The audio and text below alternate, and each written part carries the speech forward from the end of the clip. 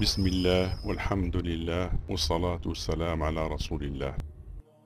Dans tout le Saint-Coran, le mot air, hawa, fut cité seulement une seule fois. مهطعين مقنعي رؤوسهم لا يرتد إليهم طرفهم وأفئدتهم هواء.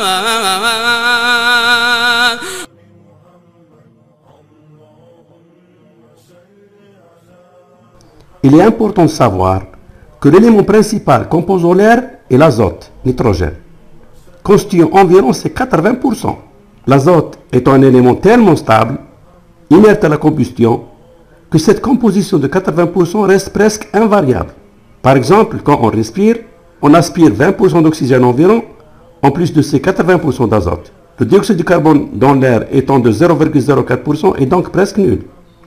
Et quand on expire, les 80% d'azote étant inchangés, on chasse 16% d'oxygène et 4% de dioxyde de carbone, CO2, retiré du sang à travers les alvéoles des poumons, alors que les 4% d'oxygène retirés de l'air sont passés dans le sang.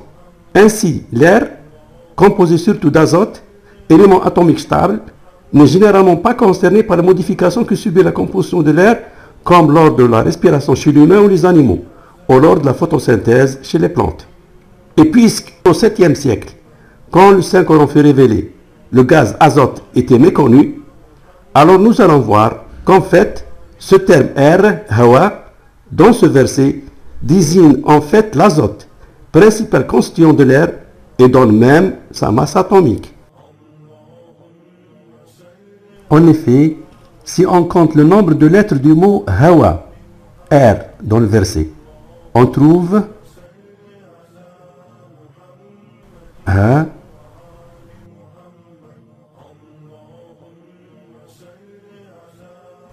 waw,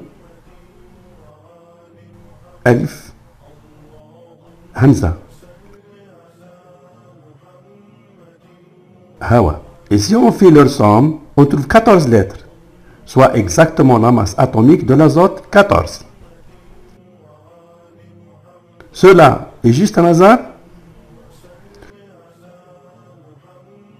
Cela ne peut être l'œuvre d'une chance, car cet unique verset qui relate le mot air, hawa, qui fait allusion à l'azote, est classé 43. Et ce qui est extraordinaire est que 43 est le 14e nombre premier, soit exactement la valeur de la masse atomique de l'azote, 14.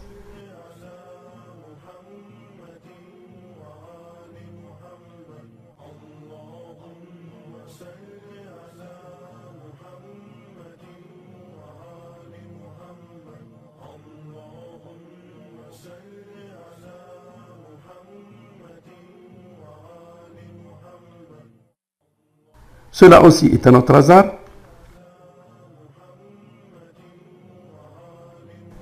Et cette sourate, chapitre Ibrahim, que la paix d'Allah soit sur lui, où ce mot air, hawa, qui fait allusion à l'azote, fut relaté, est classé 14, soit exactement la masse atomique de l'azote, 14.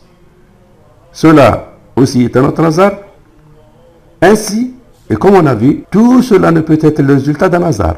Et que donc, au 7e siècle, l'unique mot air, hawa, de tout le Saint-Coran fut placé de sorte que son chapitre soit 14, exactement la valeur de la masse atomique de l'azote, 14, principale constitution de l'air, hawa. Que le nombre de ces lettres dans le verset est un total de 14 lettres, soit exactement la valeur de la masse atomique de l'azote, 14. Et le classement 43 de son verset est un nombre premier, dont le classement est 14. Soit exactement la valeur de la masse atomique de l'azote, 14. Cela n'est-il pas un miracle, sachant qu'au 7e siècle, les humains ne connaissaient même pas l'azote, et surtout qu'ils ne connaissaient même pas la masse atomique de l'azote, 14.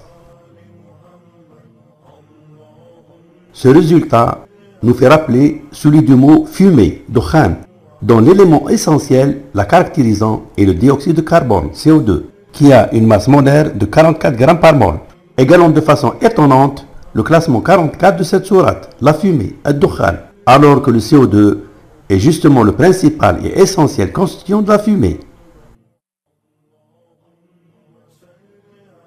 Il est connu que la fumée est le résultat d'une combustion, Et cette réaction de combustion est généralement écrite sous la forme carburant plus oxygène donne gaz brûlé plus eau.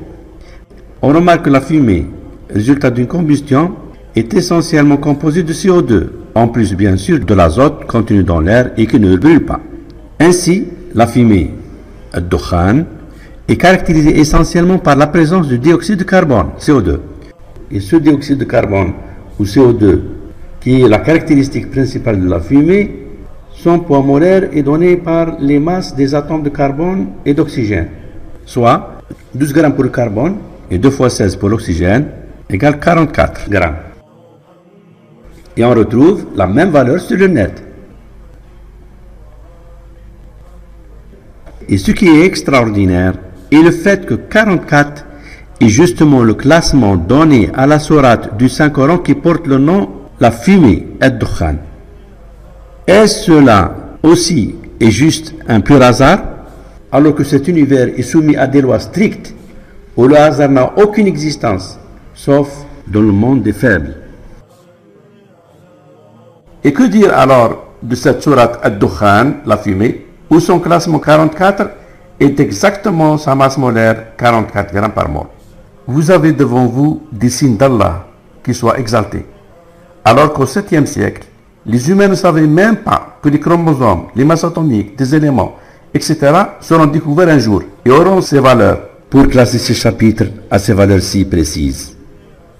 Sinon, qui au 7e siècle connaissait ces valeurs que les humains ont établies qu'au 20e siècle? اللهم صل على محمد